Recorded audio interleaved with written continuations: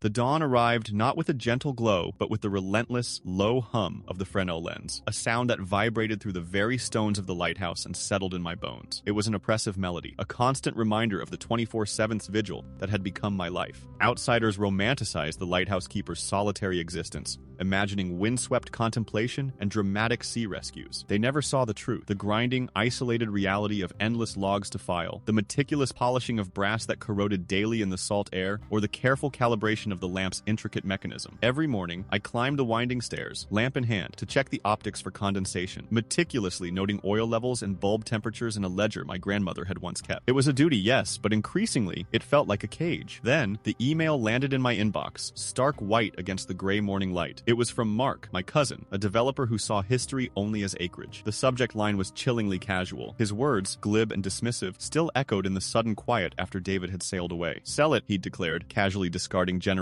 of our family's stewardship. The lighthouse, usually a source of comfort, now felt like a tomb. Its familiar hum, the ocean's rhythm, became a suffocating silence, amplifying the internal storm. Shock gave way to a maelstrom of conflicted emotions: resentment for his audacity, grief for what felt like a betrayal, and raw fear for this place I called home. I walked the spiral staircase for days, tracing the worn brass rail, trying to reconcile his easy dismissal with my profound connection. How could he speak of tearing down this sentinel, replacing its timeless vigil with a luxury resort development, as if it were mere coastal land? He saw profit. I saw history, sacrifice, a beacon that guided lost ships and souls. His casual disregard, the belief that its value was purely monetary, solidified something cold and sharp. The initial tremor of indignation gave way to something far more potent, a quiet, focused resolve. Resentment was a luxury I couldn't afford. Strategic thought became my currency. David held the illusion of power with his projections, but I held the true power, a granular understanding of every stone, beam, and hidden mechanism of this ancient structure. It wasn't just a building. It was an intricate system he, with all his big plans, didn't know how to breathe. If he wanted to fight, he'd first need to understand the very ground he stood on. The weight of the cold, tarnished iron keys, generations old and deeply familiar in my palm, had always felt like a shackle. For years, they were a burden, a clanking reminder of a legacy I hadn't chosen, anchoring me to a remote lighthouse and its relentless demands. My younger self, resentful and eager to escape, saw only the isolation, the ceaseless maintenance, and the missed opportunities of a life elsewhere. Yet, growing up within those thick stone walls, isolated but observant, I inadvertently absorbed its history, its vulnerabilities, and its forgotten strengths. I studied not just the practicalities of the lamp, but the dusty old deeds, the specific language of its century-old easements, and the obscure maritime statutes that governed its very existence. Now, though, those same keys felt like leverage, a quiet promise of control. My cousin, Leo, saw only a fixer-upper, a potential quick flip to fund his next fleeting venture. He wasn't malicious, merely profoundly unsuited to stewardship, viewing the lighthouse as a financial drain rather than a historical anchor. He saw chipped paint, I saw ancestral land. He wanted a quick exit, but I remembered the intricate legal history of the property, dating back to original 18th century grants that embedded unique caveats. His ignorance was his weakness, yet it was also the precise blueprint I needed. The quiet hum of the old house, once a constant reminder of my captivity, now resonated with a different kind of resolve. I had spent enough time feeling the weight of the past. It was time to actively sculpt the future. For years, I'd been merely an observer, a silent fixture in the periphery of my stepfamily's plans, but that pervasive sense of powerlessness had evaporated. Instead, a meticulous strategy began to form, leveraging the very intimate knowledge they had overlooked or dismissed as trivial. Every creak in the floorboards, every forgotten deed in the dusty archives, every nuanced detail about the property's heritage value became a piece of my emerging blueprint. I knew this property better than any of them, its true worth extending far beyond their superficial assessments. My inherited burden was not a prison. It was a potent, overlooked asset waiting to be strategically deployed. The first and most critical step was to understand the precise legal architecture supporting such a transformation. I secured an appointment with a specialist lawyer known for navigating complex heritage property law and the formation of land trusts, a concept I'd been researching late into the nights. This wasn't about revenge. It was about precision. If you've ever felt underestimated, how did you quietly turn the tables? Share your story below. The detailed work was only just beginning. While their blueprints unfurled across every local news outlet, showcasing glossy renderings of their visionary development, my work began in the quiet, dusty corners of county archives and government databases. Like the rhythmic, patient turn of the lighthouse's massive gear, my research was steady, methodical, and invisible to them. I spent weeks sifting through microfiche, poring over ancient land deeds, looking for the forgotten, the obscure. I commissioned independent structural engineers, their detailed reports meticulously documenting every code violation and stress fracture in the existing structures. These bound documents, thick with technical jargon and precise measurements,